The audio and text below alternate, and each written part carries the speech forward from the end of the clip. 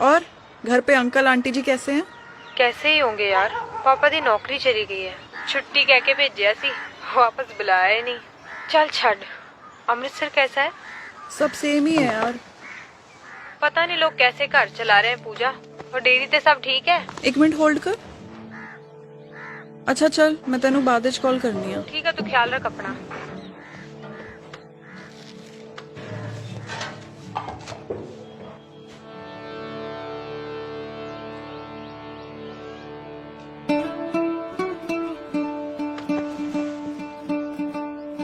पूजा milk centre को workers की जरूरत है। अगर आप किसी को जानते हैं जिसकी हाल ही में नौकरी गई हो तो हमसे मिलने जरूर भेजें। दीदी, दीदी, 1 मिनट आना। की होया? यहाँ की है, कहाँ जरूरत है हमें वर्कर्स की? 3 ही नहीं संभल रहे हैं पहले। पापा की कहते सी बब्बू भूल गया? कुछ ऐसा बड़ा काम करो कि दुकान छोटी पै जाए। अरे दीदी, लेकिन उनका मतलब कस्टमर से था। तू खोया खा। उस्ताद जी, खोया बढ़िया बना है। थैंक यू दीदी।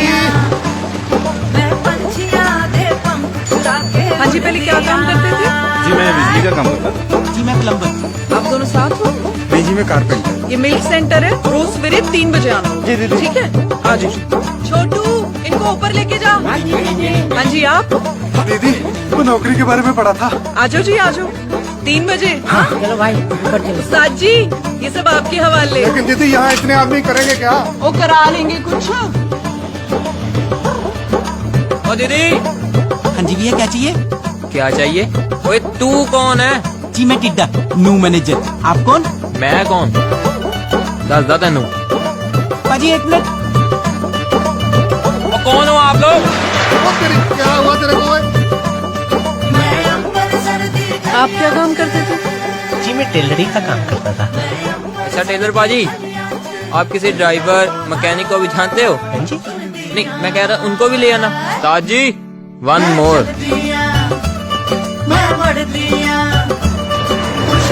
हेलो आंटी जी, ਤੁਹਾਡਾ ਦਹੀਂ ਤੇ ਆ ਦੱਸੋ ਜੀ ਪਨੀਰ ਕਿੰਨਾ ਕਰਾਂ ਜੀ? 1 मिनट होल्ड करो। ओ आ की है?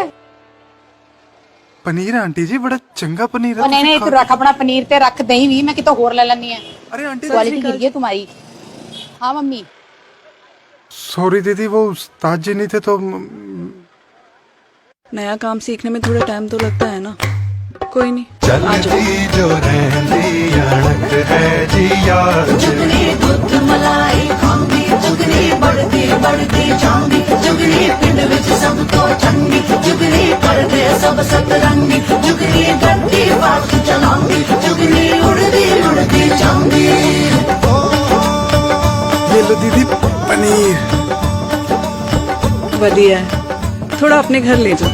हाँ जी अच्छा मेरे लिए भी बांध दो। ठीक है। मैं अंबर सर्दी गलियां च दिल दा पौधा चुंदी।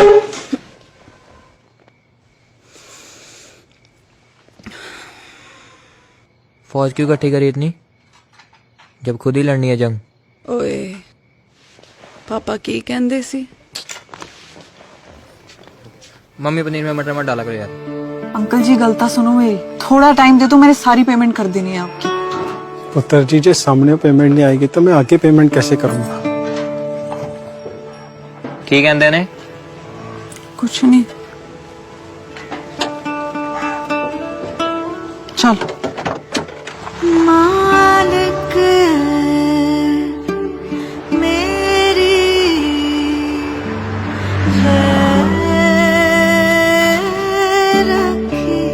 पाजी वो दीदी की गाड़ी नहीं दिखाई दी। और निकल गई तुम्हारी तनख्वाह में, पला जा गड्डी।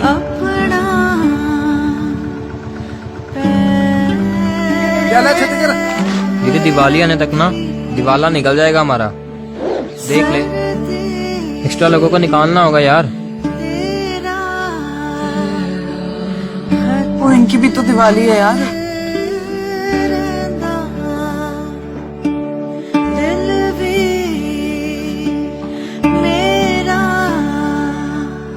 लगी लाइटें?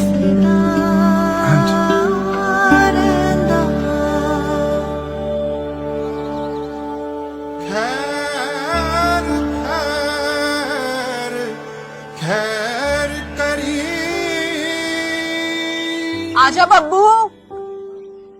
स्माइल कर दे बेबी। चलो ना यार। जीती रहे पुत्र, जीती रहे। पूजा दीदी वेरी गुड। वो देखो देखो पूजा, पूजा। हाय पूजा। वो क्या हो गया सबको? पता नहीं। क्या हो गया यहाँ पे? चोरी तो नहीं होगी? फटाफट ओ, हेलो, क्या हो रहा है ये? उस्ताद जी,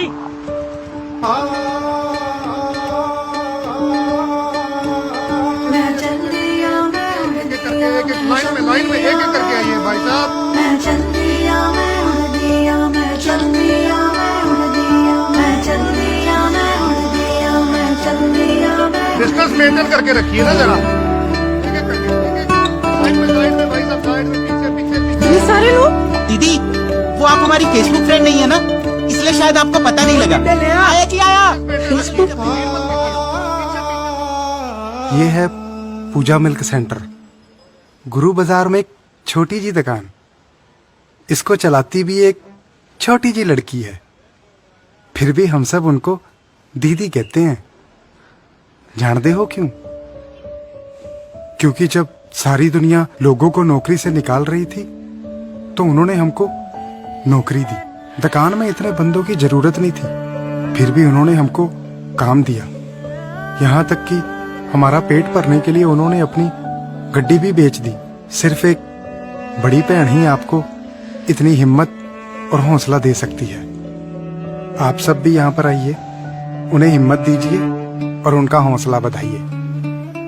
पूजा मिल्क सेंटर, याद रखना। दीदी, सच में छोटी पैगी दुकान। मैं चल दिया, मैं बढ़ दिया, कुछ कर दिया, चल दिया। दिल खोल के तो देखो, दुनिया को